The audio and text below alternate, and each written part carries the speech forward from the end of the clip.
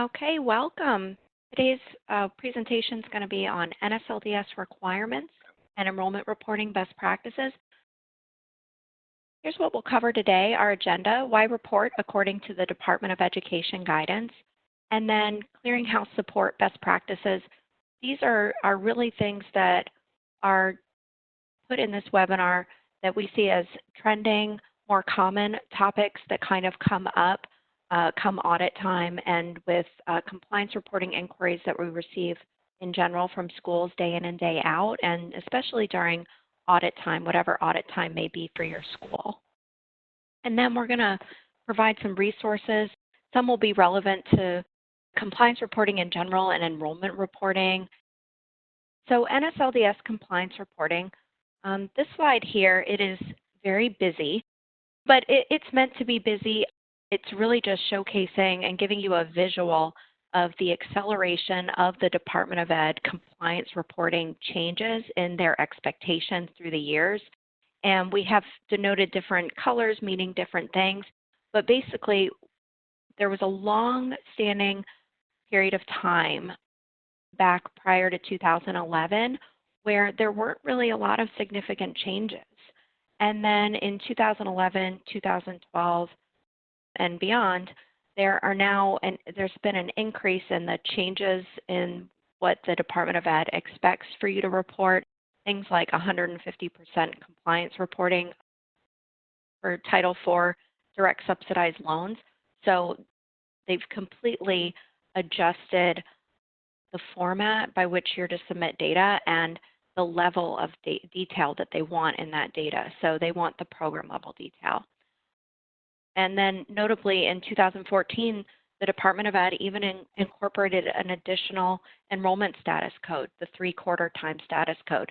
So these changes require student information system vendors, and if you have a homegrown student information system, requires school staff to do some pretty heavy lifting and big changes with how you report your data and how you extract your data and run the job to send the enrollment reporting files to Clearinghouse to really help promote the compliant reporting aspect of things for what the Department of Ed is looking for from you.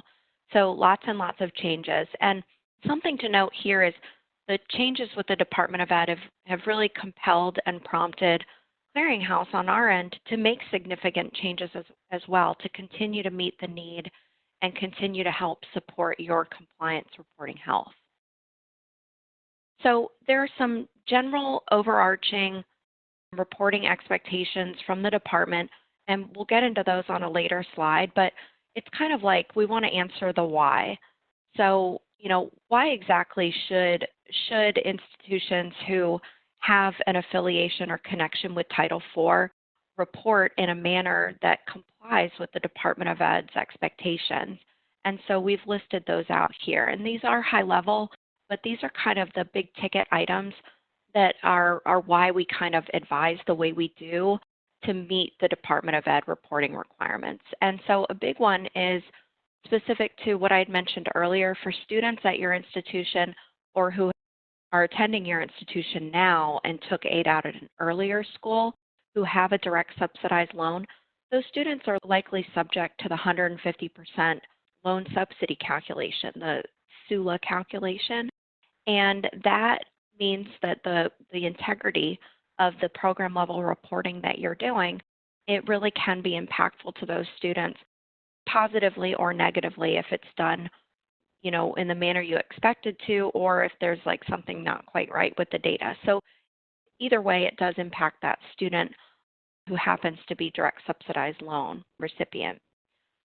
In general, trying to comply with the Department of Ed expectations, it helps just mitigate overall risk with your annual audit. Every school typically is required to have an annual audit by an external entity to come in and conduct a thorough review of the Title IV administration on campus. And so for Clearinghouse, where we come into play is the piece of the pie that the auditors or program reviewers are assessing that relates to enrollment reporting. And then ensures the college scorecard data is accurate and truly reflects the program level reporting of your student population for your Title IV students. And then another one that's at the student level, it alerts Title IV loan recipients swiftly, when they are in repayment or when they're in their grace period, or letting them know that, hey, a deferment has been placed in a timely manner if they're eligible for an in-school loan payment deferment. And then the last one ensures that that repayment date for that student is accurate. And that's where the effective date reporting accuracy is so important. So this is what I'd spoken to a little bit ago. These are going to be the pillars, really, the high points of what the overall Department of Ed expectations are for your compliance reporting. And so the way in which Clearinghouse advises schools to report to us and have your schedule set up with us on a certain frequency, and the error code logic and warning logic that we have when you do your error resolution on the web for enrollment reporting with us, all of those pieces are really the way that they are designed as compliance driven and for the desires of the loan servicing community and the Department of Ed for NSLDS. So a big one is that there's an expectation for frequency, and that is that you have enrollment certified to the NSLDS at least every other month. So that would be 6 times a year at a minimum. And that's referred to as an SSCR. That's the file that we get from NSLDS on your school's behalf that we respond to. And that stands for Student Status Confirmation Report. And then SSCRs, they have to be returned. So that's our commitment to your institution. We're going to return that roster file response to the NSLDS timely, and the time limit is 15 days. Now, if any roster records are SSCR errors, we're going to present those to you on our secure site. We'll also send email alerts to certain role types at your institution, and those have a timeliness clock that's ticking as well.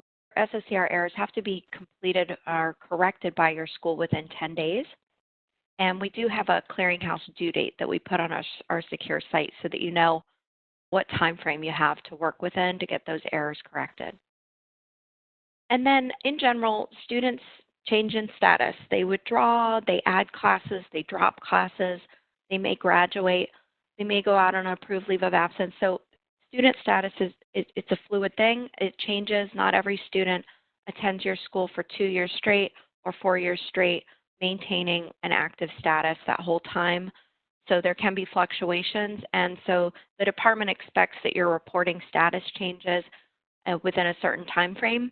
And so once you are aware that a status change has occurred, you'd want to report that to Clearinghouse to us as swiftly as possible using enrollment reporting. And that way it ensures that the data is going out and flowing out timely to NSLDS via the roster process, the SSCR roster process. And so that's within 60 days. And then last but not least, the other kind of big ticket item here is the enrollment reporting statistics. Now, we have dedicated materials and even a dedicated webinar just to that topic of the enrollment reporting statistics. Sometimes things can be pretty straightforward with those statistics, that statistical score your school has with NSLDS. And sometimes it may be, may require a little work to figure out what's going on. And we're here to support you on that. So the NSLDS enrollment reporting statistic, there is a default threshold. And what it's measuring is it's measuring the consistency and completeness and really the accuracy of the program level reporting that you're submitting for your Title IV students.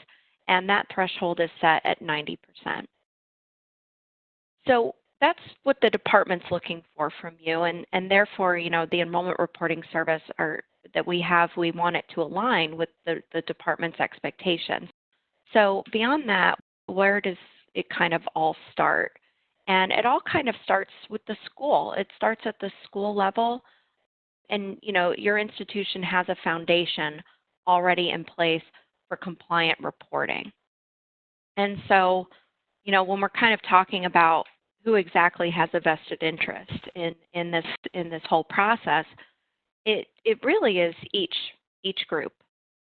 The loan servicers, the NSLDS, the overall overarching Department of Education, individual institutions related to their Title IV, the associations for schools, or if you are part of like a larger conglomerate organization or have overseers, that sort of thing, and the clearinghouse. So we all have a vested interest in the data being what you want it to be, and that the data is reported accurately and timely to the NSLDS.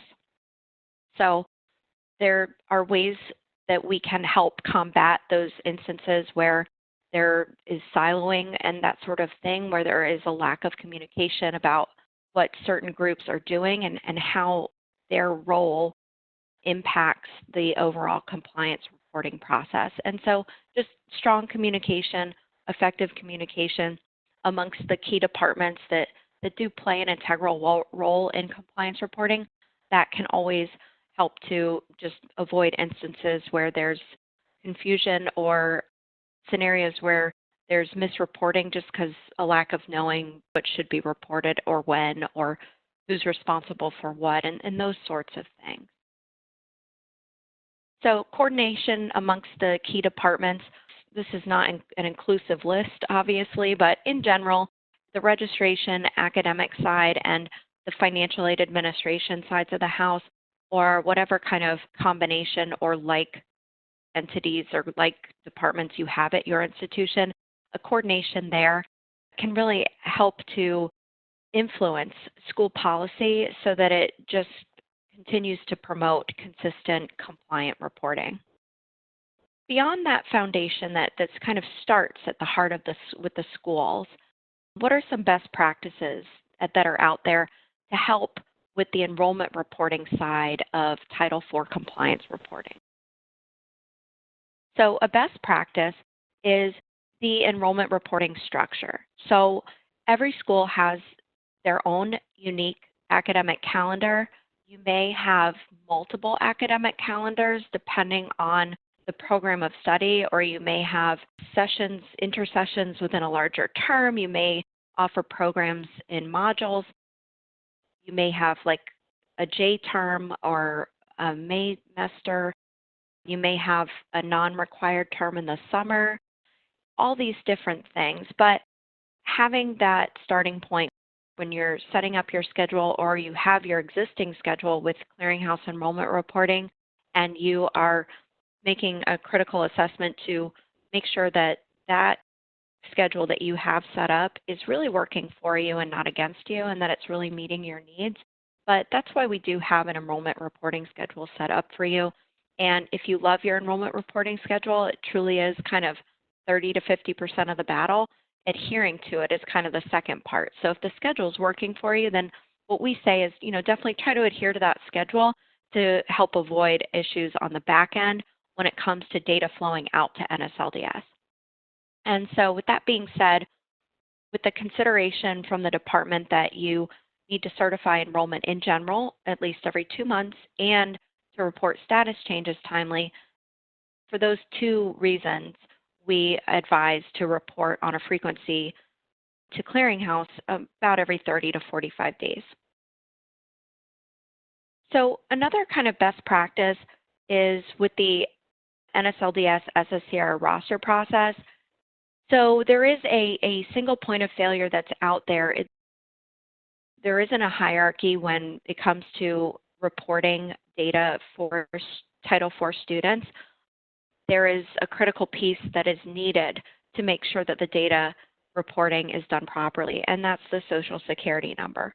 So if a student is a Title IV student or has some sort of, even if it's maybe a private loan, they have some sort of financial aid, then really we would really want to be sure that we have the accurate Social Security number for that student, because the Social Security number, beyond privacy, that is the exception for the Social Security number. If the student is Title IV, they would need to provide that for their FAFSA application and then everywhere thereafter if they're an aid recipient. So SSN is key. We do see that come up in audit sometimes where data didn't go out to NSLDS, and that's because NSLDS is relying on the Social Security number so that they can properly ingest and receive information timely about students or Title IV recipients. Social Security number conflicts, they can occur. In the event that they do occur, it means that Clearinghouse, we've already got that social with a different date of birth, likely, for that same Social Security number, but we got it earlier, possibly and likely a long time ago. And so in the event there is some sort of a conflict there, we're going to place that student on a special report for you to review. And what we recommend is that each time you receive an email or someone at your school receives an email alerting you that Clearinghouse just processed an enrollment file on your behalf, then a really kind of quick thing to incorporate into your regular process is that you would log in and review the rejected records. And so this is actually where you would go to do so. And you'd log into the secure portal, or someone on campus that has a secure site login to Clearinghouse would log in.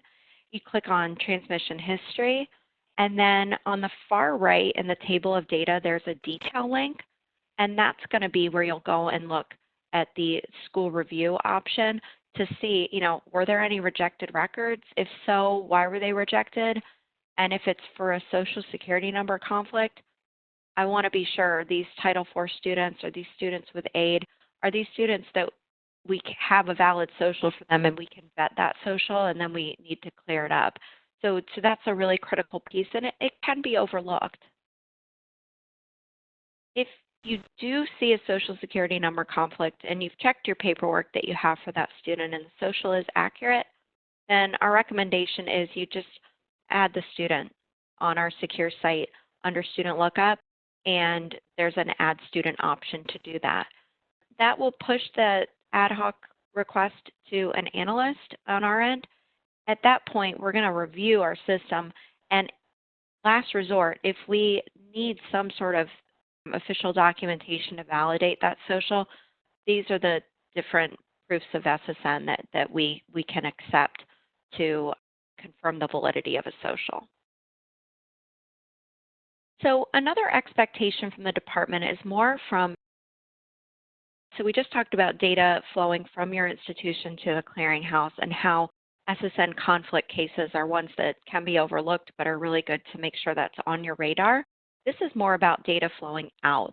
And so we do see that there are instances, not so much recently, but in the past, there have been instances where schools can be cited for late or untimely SSCR error correction. And so incorporating a step that someone or someone's, few people or even just one person on the school's end is logging in when you get an email letting you know that there are SSCR errors, that you're logging in to take action on those. And we've got lots of resources on demand on our site to help with addressing those. But if there are any questions about them, you can always contact us as well.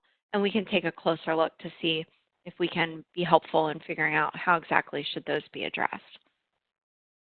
I will say in general, well over 50% of Clearinghouse schools typically month-to-month, roster cycle to roster cycle with NSLDS do not incur errors. So it is the minority that, SSCR errors occur, but it doesn't necessarily speak in any way to the validity or integrity of your data. But sometimes SSCRs can happen. And so there are definitely tools out there so we can just ensure that, we're being as helpful as possible, enabling you to correct those errors as timely as possible. And we do send that alert via email. So that's supposed to signify, hey, the school action is needed. We need your help. There's some errors that came out of the SSCR roster process. So when you're going to see the SSCR errors, there's a big silver lining when it comes to the roster errors. So in the event you incur errors, we will present them to you. You'd go to our site here to see those errors. One thing about the errors, let's say you've never, ever addressed SSCR errors and you're unaware if anyone at your school has ever done so. The silver lining is you'd never want to go back in time and take any action on old errors.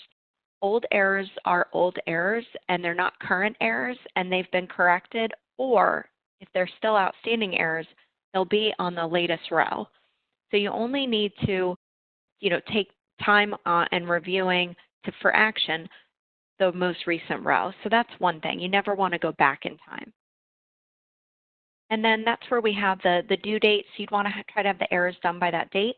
And then we're going to send an error correction file out to NSLDS within the time frame that they require, and that's 10 days. So another enrollment reporting best practice to help avoid common audit findings is when it comes to reporting a particular enrollment status code that is a separation status, and that's the status code that indicates the student completed a program, and that is the graduated status. It is a federal reporting requirement to report students with a graduated status who have completed a program of enrollment according to NSLDS.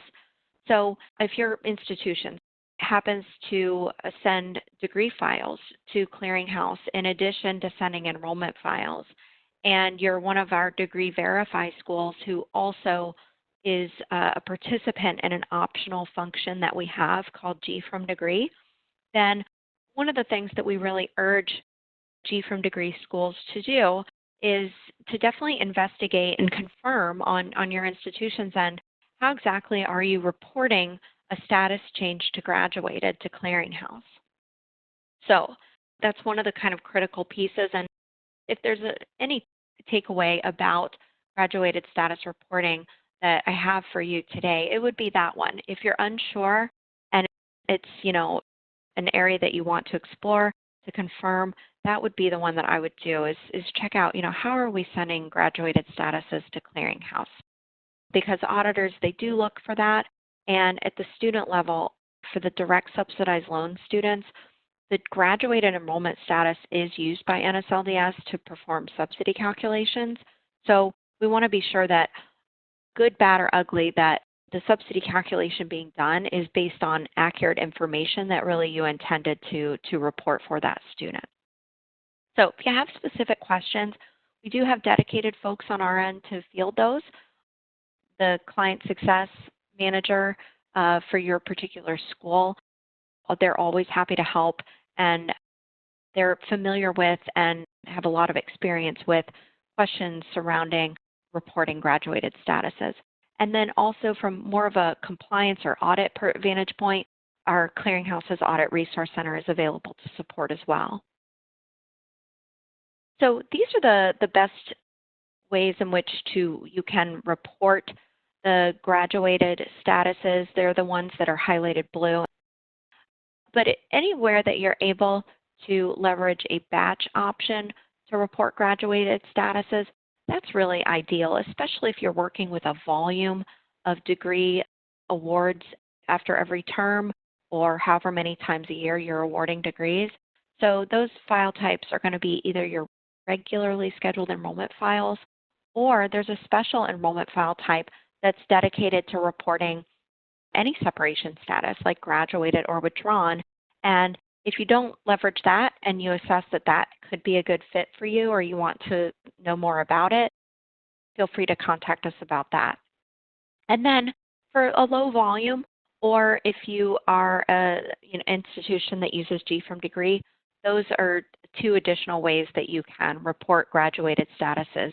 Is Clearinghouse in some cases can generate graduated statuses on your behalf just from your degree records alone, or you can use manual online update to report, lower volume, onesie twosie, that kind of thing.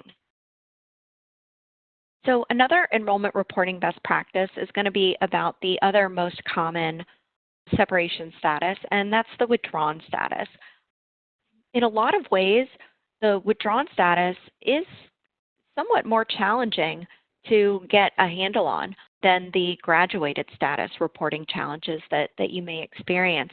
And that's just due to the nature of the withdrawal, or whether or not your institution, what's your attendance taking policy? Are you mandated to take attendance? Do you not take attendance? Do you just take attendance maybe one day of the term or for only certain classes? Those sorts of things. And withdrawn statuses can be official withdrawals where the student notifies you maybe beforehand, and then another circumstance where they just simply abandon, right? They leave campus, and having mechanisms on campus to identify students who are no longer there, where you would want to do like a return to Title IV calculation or something because the students no longer at least have time and they're separated. Those kinds of things, there are just so many different varieties and scenarios and circumstances going on that it can make it quite challenging. But that is something that auditors look for, and it is something that can affect Title IV students is, the swiftness of assessing that a student has withdrawn, reporting them with the effective date you assess as the accurate effective date, and doing so, as swiftly as possible to Clearinghouse so that we can get that out to loan servicers and to the Department of Ed if they are Title IV. So if you have specific questions on that, Audit Resource Center would probably be the best choice to send that inquiry if you have a compliance or audit concern surrounding withdrawn status reporting. Another trending topic that can come up in audit that where a best practice maybe isn't in place that could be or may require some additional school review is surrounding your leave of absence policy and what do you report for a student to Clearinghouse who is Title IV specifically if they are on a leave of absence. Do you report the A status or do you report the W status? And if you do report the A status and that student happens to be a Title IV student, does it qualify as an approved leave of absence? So there's lots and lots of information that is in one of the Department of Ed resources, and we'll include that on the next slide, a link to that. But it is the Federal Student Aid Handbook. It's a particular volume, Volume 5, and it just provides this really great, very clear bulleted list letting you know when should you consider a student to be the A enrollment status code who's Title IV versus withdrawn. And so that's really what it's all about. And those are the kinds of the different stipulations that make up the approved leave of absence by their definition can really help you kind of compare it to what your current leave of absence policy is if you have one to ensure that your policy is what you want it to be. And this is the resource that I spoke to. It's on the IFAP website, and you can also use like just a search engine on a browser to locate that. If you have questions about your leave of absence policy or a student that was reported in the A status or that came up in an audit that you had that was surrounding a leave of absence and there are questions, please let us know. We're pretty familiar with that topic. Another compliance reporting best practice is just if someone on campus isn't monitoring your NSLDS enrollment reporting statistics score, we highly recommend that someone be monitoring that. And seeing your score ebb and flow, maybe it increases, maybe it remains the same month to month, maybe it decreases. Either way, it's an important aspect of compliance reporting and can really help alert you early to a potential issue. It may not be an actual issue, but just having someone on campus or multiple people, it would probably be someone on your end that has access to NSLDS. It's the only place where you can get your score and monitor your score is on the NSLDS website. They do have a dedicated page on there. And that just shows you, what is your current score, and they put out a new score monthly for your school. Consistent program components are really critical across all areas to help you have the enrollment reporting statistics score with NSLDS that you should have. And that means that the details that you have for the different components of your programs match in all areas. So it would probably start with your published course catalog or like document that you have that is something public that's out there that lists the information about the different program offerings. And then the details that are in, the financial aid office and student information system and any updates that your school may make when you are dispersing aid or drawing down funds through Common Origination and Disbursement or G5, you want to be sure that any program information you're reporting, is the program length measurement and program length that I'm reporting in these different systems, does it match in all systems? So as long as everything's singing the same tune and there's agreement, it can really help avoid those kind of audit issues in general, and also it can help avoid instances where your enrollment reporting statistics score is lower than you expected. New scores posted monthly, and this little tiny screenshot kind of at the bottom, this is just a fake school, but the school doesn't exist. But this is what it would look like when you logged in at the NSLDS site to review your score.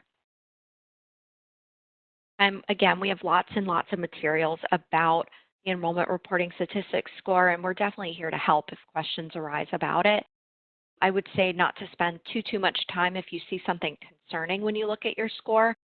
Rather, just reach out to us and we'll do legwork to look into it for you and report back to you, and then figure out a plan to, assess what happened, why is it this way, and how can we address it.